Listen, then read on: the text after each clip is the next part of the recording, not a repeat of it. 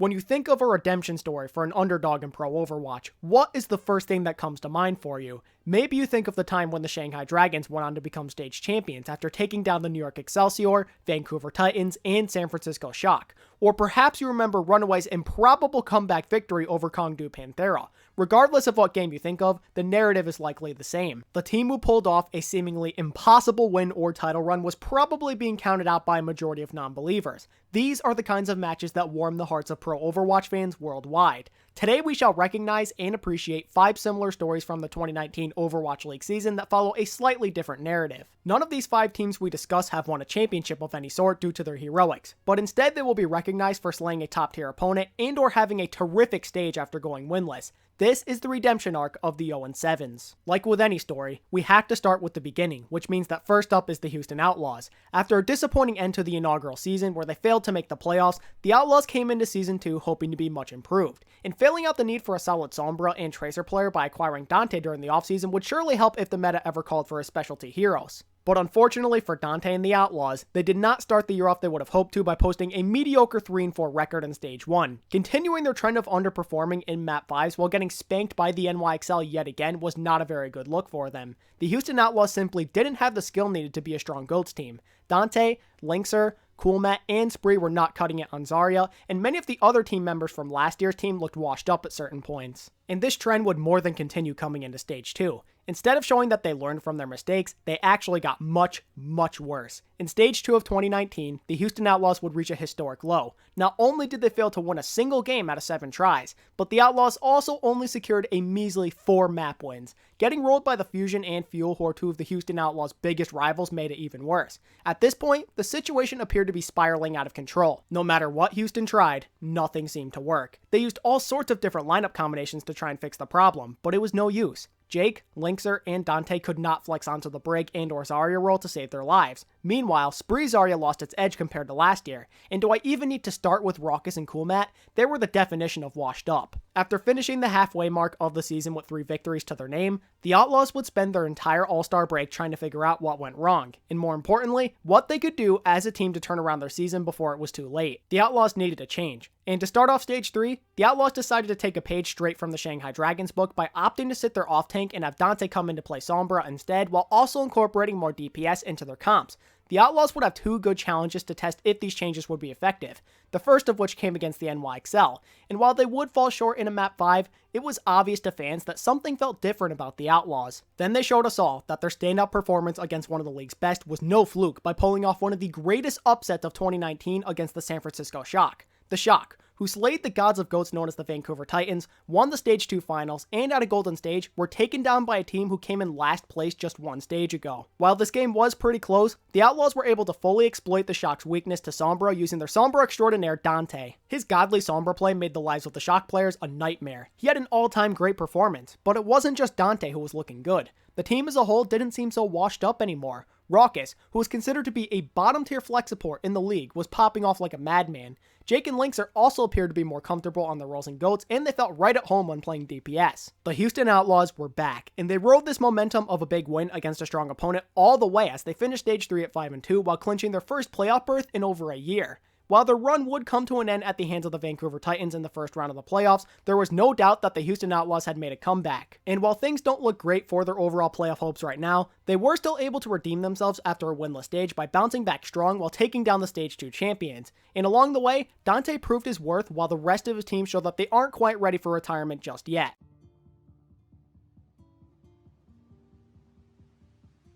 Coming into Season 2 of the Overwatch League, the Los Angeles Valiant were considered by most to be a threat. Many assumed that they would likely pick up right where they left off last year and be a solid team once again.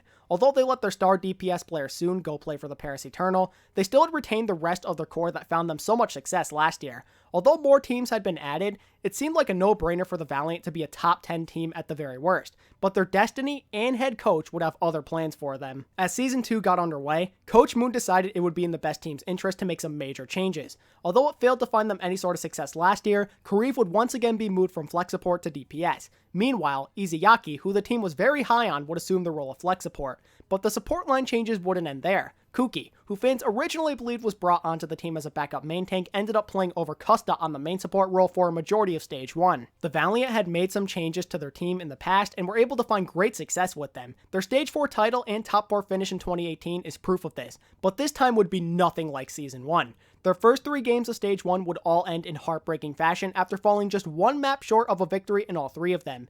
Even though they kept all of these games unbelievably close, the optimism that the Valiant could still turn it around quickly seemed to die out after getting dominated by the Vancouver Titans and Guangzhou Charge in the same week. And just to hurt this team's confidence even more, they lost 2 more close games in the final week of Stage 2 while being more motivated than ever to avoid going winless. To make matters worse, the Valiant lost a third map 5 this stage after failing to complete the reverse sweep against the Fusion. The Valiant, who had expectations coming into the year, were now the second team in league history to finish a stage winless. By around the halfway mark of Stage 1, it had become painfully obvious that the Valiant had many problems on their hands. For one, Kuki was clearly not working out on main support. Even if his comms were good, his skill on Lucio was not cutting it. But the problems don't end there. Fate and Izayaki were dying a lot due to miscommunication, Kariv's Zarya was mediocre, and Agilities was far too aggressive on Brigida. After their Stage 1 concluded, the Valiant management took immediate action to attempt a turnaround entering Stage 2. On March 11th, 2019, the Valiant and Coach Moon parted ways, likely due to his questionable coaching decisions, and he was replaced with Packington. As Stage 2 rolled around, their coaching change plus Custa and KSF being promoted to the starting lineup full-time led to improvement. The Valiant were able to win some games in Stage 2, but it's not like they beat anybody noteworthy. Something still didn't feel right. There were still issues that needed to be resolved. And as usual, the Valiant management stepped up to the plate by making a big move. On May 10th, it was announced that main tank player Fate was being traded to the Florida Mayhem in return for Fact Fiction, Shax, and McGravy. Fate was a team leader, so trading him away for 3 of Florida's players was certainly an interesting choice. Fact Fiction had gotten his shot in the league last year while playing for the Outlaws, but he was barely utilized. Now it was time for him to start a redemption story of his own, while Shax got an opportunity to prove himself at the Overwatch League level finally, and McGravy would likely be a backup unless Space was unable to play last second. There were a lot of question marks surrounding this team heading into Stage 3, but they silenced all of their haters very quickly. After a brutal loss to the Shanghai Dragons in their first game, the Valiant found their groove, but more importantly, after week 2, they decided to make a major lineup change that would allow them to pull off one of the biggest upsets in league history. Space, who was arguably the most consistent player on the roster, decided to make the unselfish decision to bench himself. The Valiant wanted to move in a direction where they would run a Sombra instead of D.Va, and Space felt that he wasn't going to get the job done, so he told his team to play Shax over him since he was better at DPS. Space and the team deciding to move in this direction would end up becoming the best case scenario. It's also important to note that Kariv was the full-time flex support again, and immediately, the team saw big results from these changes after getting a statement 3-1 victory over Shanghai, who had beaten them just 2 weeks earlier. Then just 3 days later, the Valiant pulled off a groundbreaking victory over the Vancouver Titans, who were undefeated in the regular season coming into that game. The Valiant, who were winless a few months prior to this matchup, had taken down a team who won a stage finals and had just 1 loss to their name in the playoffs. They had successfully dethroned the top dogs in the Overwatch League. Even though they gave up the first map, the Valiant showed that this would not be like the first time they played by winning 3 straight hard-fought maps. The power of Sombra once again had proven to be too much for a top GOATS team to handle. Everybody did their job to help make this win a reality, but it's hard to imagine that the Valiant win their game against the Titans without the inspirational Ana play from Kariv. He was making all the big plays for his team. His cooldown usage was unreal. He was single-handedly winning fights by sleeping Pharahs out of the sky and landing massive biotic grenades. He did a lot of the same against Shanghai just a few days earlier. Having performances like these will forever immortalize Kariv. He had arguably 2 of the greatest performances of all time in the Overwatch League using Ana, and the Valiant would carry their momentum of a big win to the stage playoffs where they would finish in the top 4. The Valiant had finally redeemed themselves. They had gone from 0-7 laughingstocks to Titan Slayers while putting themselves back into the conversation of potential playoff contenders.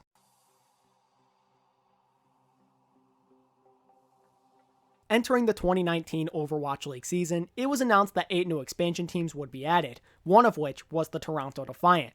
The Defiant were one of 2 teams that would be representing Canada, and the organization wanted to do the country proud. The Toronto management believed the best way for them to do this was to add a mixture of talent from the contender scene and Season 1 veterans. Veteran players Neko and Envy would surely lead their team to victory, while intriguing young prospects like Ivy and Stellar would hopefully be popping off on a game-to-game basis. And in Stage 1, that's exactly what Toronto was able to achieve after some early growing pains. After a very inconsistent 2-2 start to their year, this team stepped up their game by ripping off 3 straight convincing victories to propel them into the stage playoffs as the number 3 seed in the tournament. While their desired playoff run would very quickly come to the end at the hands of the San Francisco Shock in the first round, Toronto looked like they had what it took to be a consistent contender every single stage. But fate had other plans in store for them. On April 3rd, 2019, Stellar announced that he would be retiring from the Overwatch League for personal reasons. The Defiant attempted to make up for their lost Brigida player by signing the Path to Pro speedrunner I'm37. I'm37 always appeared to be a mechanically gifted DPS player on his streams, but it was unknown if he could play Brig or Zarya very well. It was hard to tell if I'm37 was ready to perform at the highest level since he had only been a pro for less than a month before joining the league. And after a decent week 1 to kick off their stage 2, it was clear that all the critics were doubtful about this team for good reason, and that I'm37 was not ready for Owl. They proceeded to go on a 4-game losing streak after week 1, while only stealing 2 maps the entire time. They were able to stop the bleeding in the final game of stage 2 with a big win over Paris, but everybody knew that Toronto had some problems on their hands. They had gone from a dominant 5-win in a stage team to one that could only muster up 2 wins while struggling to even take maps in their losses. The loss of Stellar was taking its toll far harder than anybody could have imagined. His solid Brigida play and comms were being missed heavily. I'm37 was simply not a good enough replacement, and to make matters worse, most of Toronto's other players were starting to slump.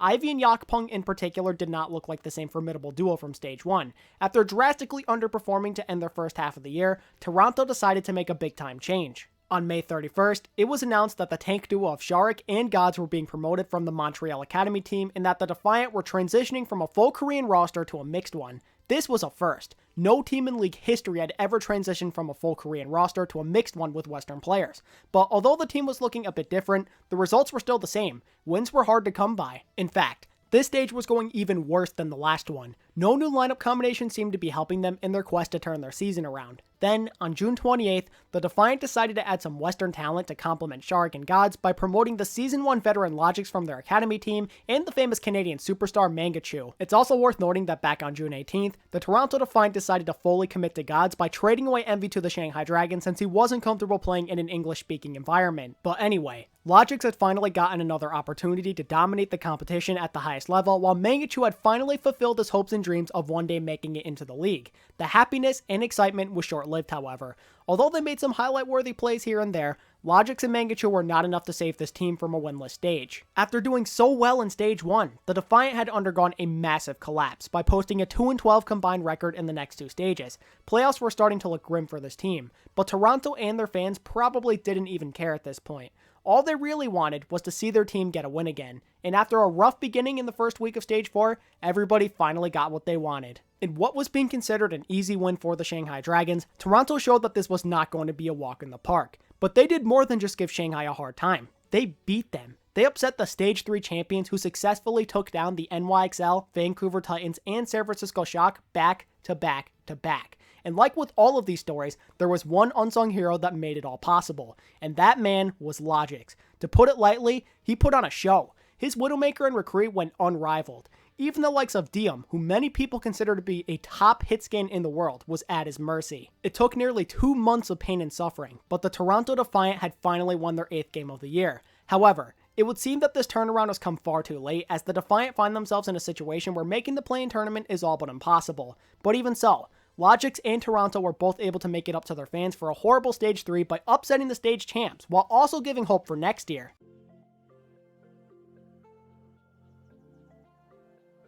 The Florida Mayhem had anything but a pleasant season in 2018. Their 7-33 record was the second worst in the league, only behind the winless Dragons. In 2019, they looked to make some major changes. They decided that it would be in their best interest to get rid of most of the roster from last year and start fresh by building around Saya Player. But instead of getting other stars, Florida settled for something less by signing the likes of Swan, Zephyr, Chris, Hagopun, Apply, and BQB, while also moving Awesome Guy over to a coaching role. Having a near full Korean lineup at all times, with maybe utilizing 1 or 2 English speakers at most, was a little questionable. Their small communication issues plus their lack of superstar talent proved to be a problem, but not as much as people realize, truth be told. Their addition of McGravy during Stage 1, plus many losses where they just came up short in close matches, led to Florida having at least a little bit of optimism. Sure, their record wasn't good, and having your only win come against a fusion team with Elk playing flex support doesn't help either, but at least they were looking looking somewhat competitive most of the time, but the Mayhem management still felt that a change was needed. So just one day before their first match of Stage 2, the Florida Mayhem announced that moving forward they would utilize a full Korean roster, which included their coaching staff, and right away, it became obvious that this was a poor decision at first. In many of their games heading into Stage 2, they were only able to steal a map at most off their opponents, as they would go on to finish Stage 2 with an 0-7 record. The Mayhem were officially a disaster. Nobody, and I mean nobody, was looking good at all. But like with any struggling team, the Mayhem management decided to make some moves, the first of which involved a trade that would send some of their unneeded English-speaking players to the Valiant in return for Fate, who would surely be an upgrade at main tank over Swan. But it didn't end there. The team also got themselves a second option at flex support by picking up the prospect Byron from NRG Esports, but these new player additions would not accomplish much after the first 2 weeks of Stage 3. Florida was still getting rolled, so the management once again took action by signing a boatload of new players and coaches. In a matter of days, they signed 4 players, being Rain, DPI, Gargoyle, and Carrion, in hopes that these young and talented players could one day be the answer they needed once they got accustomed to their new team. But that would take quite some time, as the Mayhem continued to almost exclusively run the same lineups from weeks 1 and 2 of Stage 3, which, as you can imagine, led to very little success, as the Mayhem would finish Stage 3 with just 1 win. Because of how terrible they were through 3/4 of the year, the Florida Mayhem became one of 2 teams to already be disqualified from playoff contention. But that did not stop this team from feeling motivated to end the year off on a good note. After getting stomped by the Vancouver Titans in their first game of Stage 4, the Mayhem found themselves up 2-0 against the Washington Justice, who were looking much improved. But it wasn't meant to be. The tragedy continued as the Mayhem got reverse swept. This team was at a new level of low, and it kind of felt like all hope of them being a good team that could win games was gone. But then, against all odds, something strange happened. Heading into their game against the London Spitfire, who were now being considered a solid team with the return of DPS, no expert or non-Mayhem fan was giving them much of a chance. But logic and what people thought would be a stomp in favor of London went down the drain almost immediately. Not only did Florida come out swinging by taking the first map, but they kept the pressure on all the way through by clean sweeping their opponents. The new tank line of Fate and Gargoyle were clicking very well, especially when the Mayhem ran any sort of composition that involved Orisa and Roadhog. Hagopun and BQB were looking a lot better too, but the biggest takeaway from this match was clearly Saya player. He put Birdring in his place. His Widowmaker had such a big impact on this game. Look at the stat line he had. Having around 11,000 damage with nearly 40% scoped critical accuracy is no joke, and he put in that much work while often flexing onto Reaper as well. Now this was the Florida Mayhem team that all fans were hoping to see one day. A Mayhem roster with solid pieces to complement Saya player is what they've been needing this entire time, and while the Mayhem can only hope to finish Stage 4 off on a good note by getting as many wins as they can at this point, destroying last year's champions when nobody gave them a chance has to feel really satisfying. After what has pretty much been a full season full of sadness for Florida and their supporters, they finally got a huge win against a big team that gives them hope for what the future has in store for them.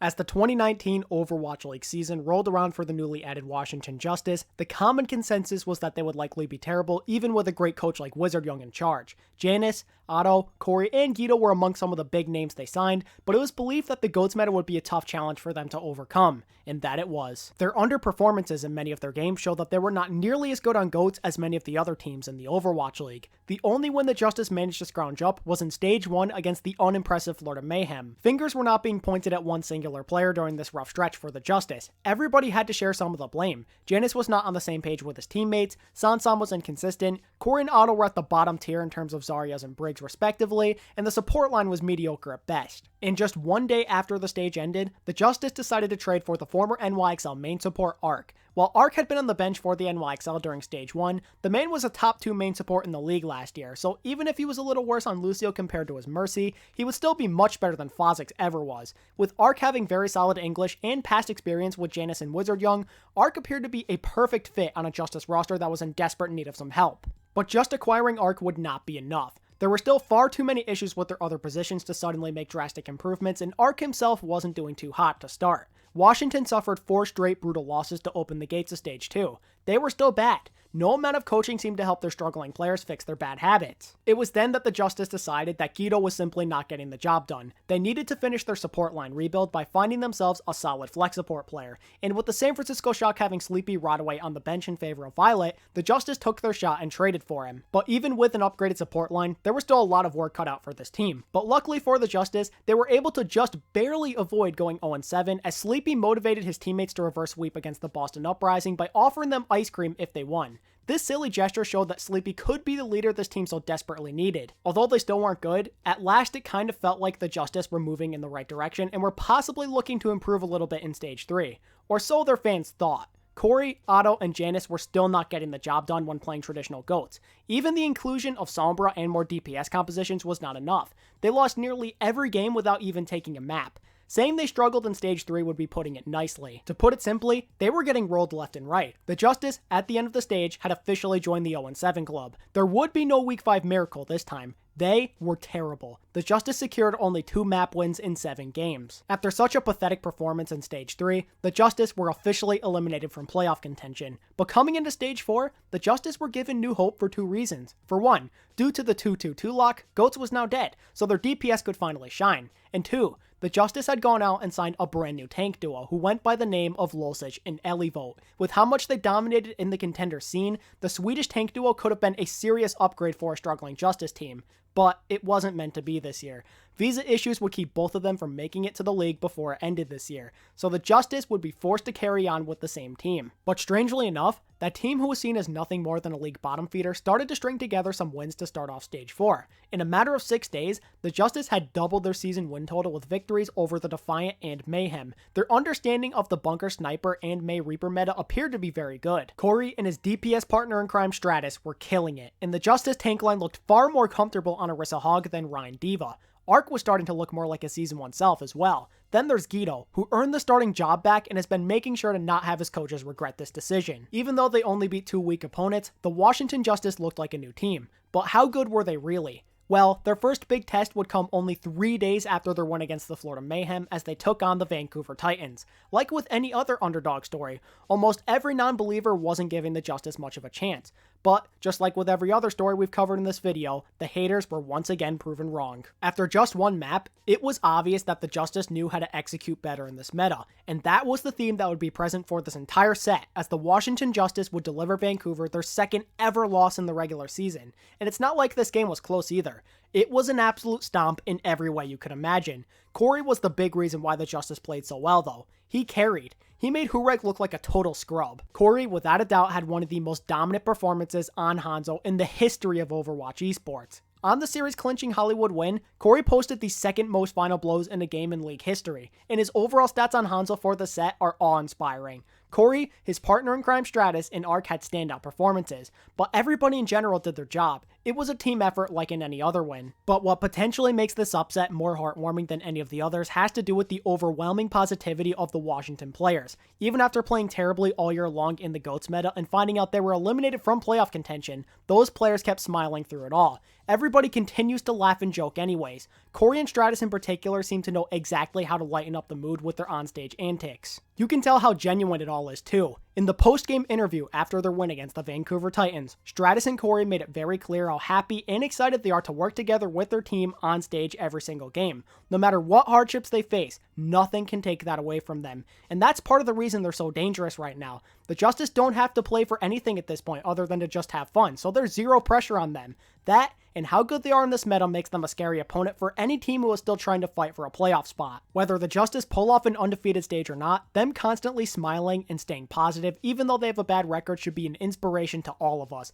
The Justice may be down and out this year, but finishing strong like this has restored the faith of Justice fans worldwide. Also, the Washington Justice have taught us all an important life lesson, and that of course is that winning is not the only thing that matters in esports. When you're on a team, the main goal is to win, yes, but it's also to form new bonds with who you work with every day while having fun moments with them that you will remember for the rest of your life. And that is the redemption arc of the 0-7s. Even after suffering beatdown after beatdown, these 5 teams show the world their resilience by going out and taking down an opponent that nobody thought they could defeat. While the Justice and Mayhem can't qualify for the playoffs, and the Valiant, Outlaws, and Defiant will likely not make it as well, their ability to come back from a winless stage by defeating a top-tier opponent and or making a stage playoff appearance will never be forgotten. 5 major upsets all came in one season by teams who went winless over a specific stretch of time. And the legendary play from their stars that allowed them to pull off these upsets will forever be immortalized as some of the greatest individual performances in League history. Dante, Kareev, Logix, Sayaplayer, Corey. These 5 will forever be remembered in history as the players who led by example with their hard carry plays. Let this be a lesson to anybody contributing to a team effort. Sometimes, all it takes is one person to inspire the entire team for you all to accomplish something great together regardless of the circumstances. Let these incredible stories inspire us all to one day make an epic redemption story of our own.